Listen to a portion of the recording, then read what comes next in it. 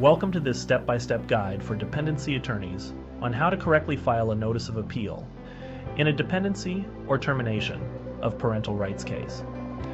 Filing an appeal can feel like a complex process, but following these steps will help ensure everything is done properly and on time. A notice of appeal is appropriate when the client wants a higher court to review a dispositional order or a termination order. With any other kind of interlocutory order, you should file a notice for discretionary review. The first step is to complete the notice of appeal, listing the orders you want reviewed as soon as possible, but within 30 days of entry of the order being appealed. Fill in the proof of service on the form and file the original with the trial court and the Court of Appeals. Serve a copy on the other parties. Step 2 is to complete the motion declaration and order for indigency. You must get the order for indigency signed and then file the order of indigency with the court. Step 3 is to have the proceedings transcribed by contacting a court reporter. Complete the statement of arrangements by listing the hearing type, hearing date, judicial officer, and name and contact information for the court reporter.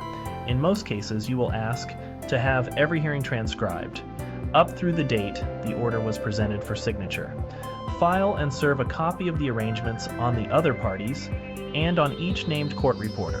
When ordering the transcript, ensure you are working with a certified court reporter or an approved transcriptionist. Step 4 is to file the designation of clerk's papers. The designation of clerk's papers specifies which documents and exhibits from the trial court should be sent to the appellate court. A separate attestation from the client is no longer necessary under the recent ruling in a redependency of AH. This simplifies the process, but always make sure to explain the appeal to your client and document your communications. By following these detailed steps, you'll ensure that your client's appeal is properly filed and has the best chance of moving forward without delays. For more resources on filing appeals in dependency or termination cases, or if you need further guidance, visit the Office of Public Defense website or reach out to your division resource attorney. Thank you for watching.